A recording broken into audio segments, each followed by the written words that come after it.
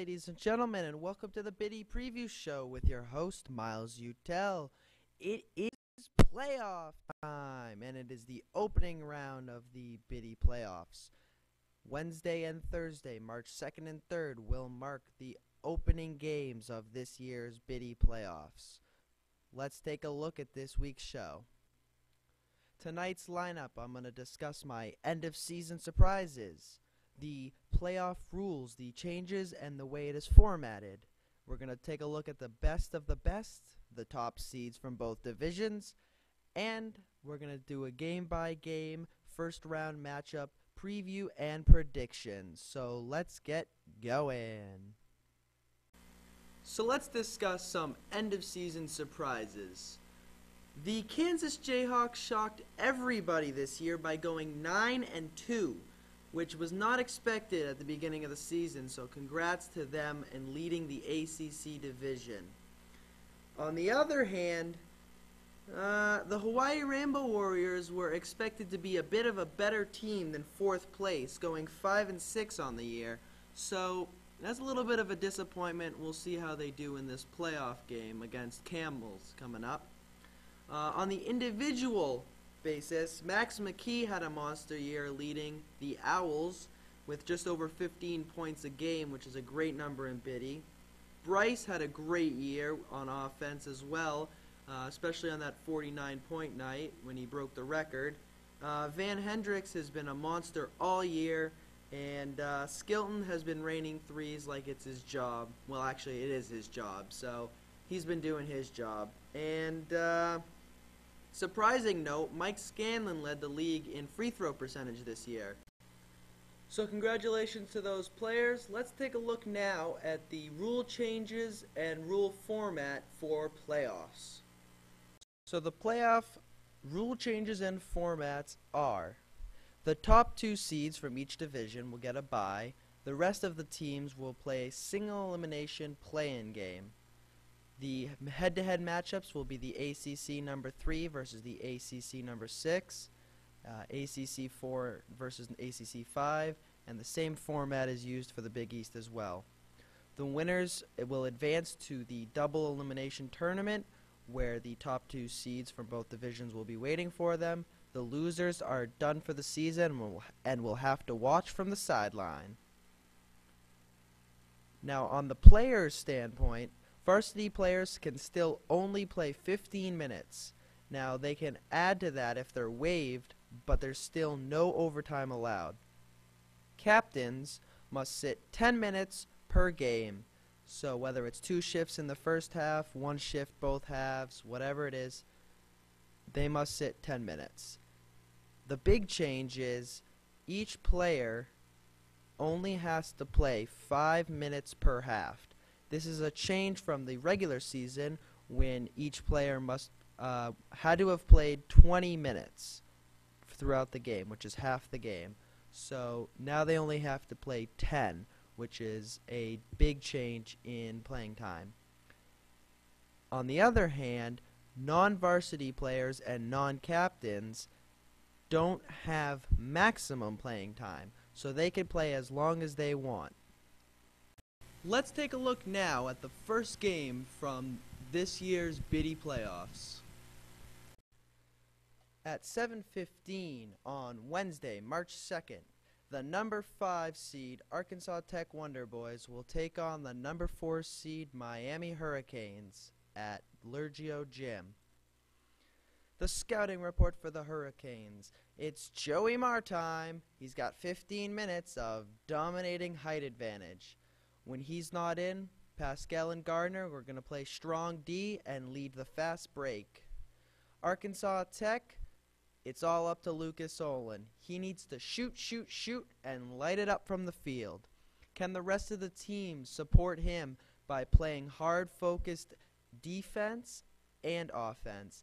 And can they slow down Joey Mar?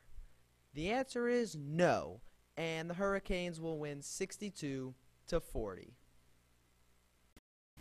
The second game on Wednesday, March 2nd at 8:15, going to be played at the Lurgio Gym, is between the Baltimore Super Bees, the number 6 seed, and the Wake Forest Demon Deacons, the number 3 seed.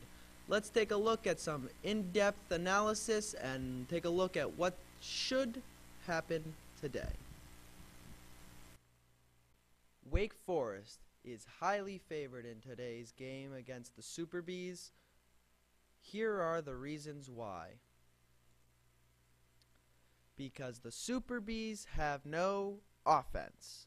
And I don't know if they're going to be able to hold Wake Forest on defense because Wake Forest is just too big for the Super Bees. The Super Bees need to box out, they need to grab rebounds. On the offensive end, they need to pass the ball and not force shots and see if they can take advantage of some speed and the fast break. Wake Forest, like I said, is the heavily favored team because of their offensive rebound domination and their big guy play. So Rooney, Scanlon, and Joback, they're big, and K-Swish can shoot it from outside, so I have them winning 45-34. The Super Bees break 30, which is rare for them, but not enough to beat Wake Forest. The third opening round game of playoffs will be played on Thursday, March 3rd at 7:15 p.m. at Ross A. Lergio Gym.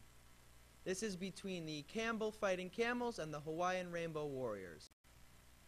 This will be a rematch of Week 11 when the Camels beat the Hawaiian Rainbow Warriors by 15 points to secure the number 5 spot for playoffs.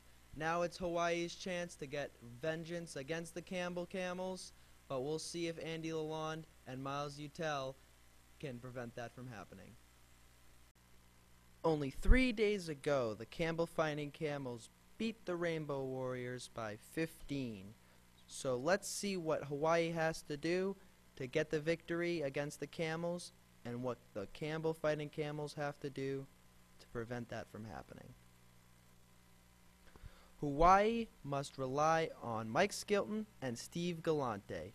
Skilton has to hit from 3, and Galante has to take it to the hoop, get fouled, and make his shots. Mo Husband must make the most of his 15 minutes of playing time because unlike last week, he's not getting his varsity time waived. On the other hand, the Campbell Fighting Camels must go back to Andy Lalonde. He scored 19 points last game, all of which from in the key and from the free throw line because the Hawaii had trouble stopping his height advantage. Miles must shoot a high percentage from the field, not just chucking up shots, but actually making them. They also must find a third scorer, whether it be Chris Rizos or Austin Halley, to carry the load when Utel and Lalonde are not on the floor.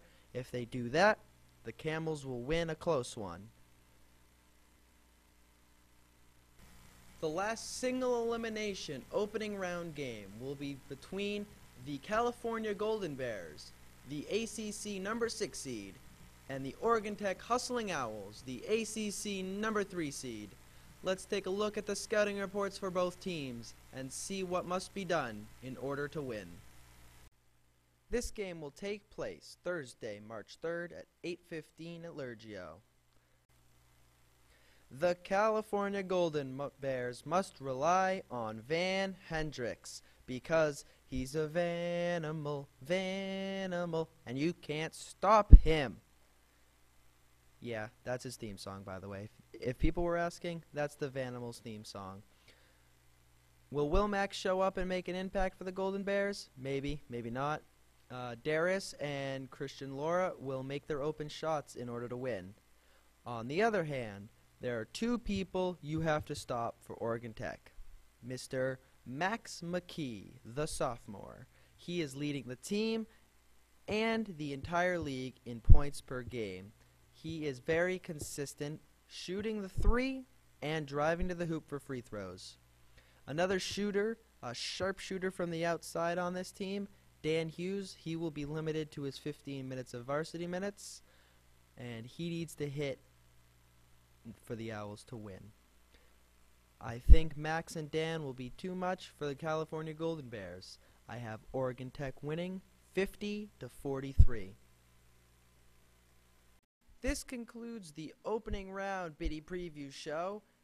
So this is Miles Utel signing off, saying, see you later.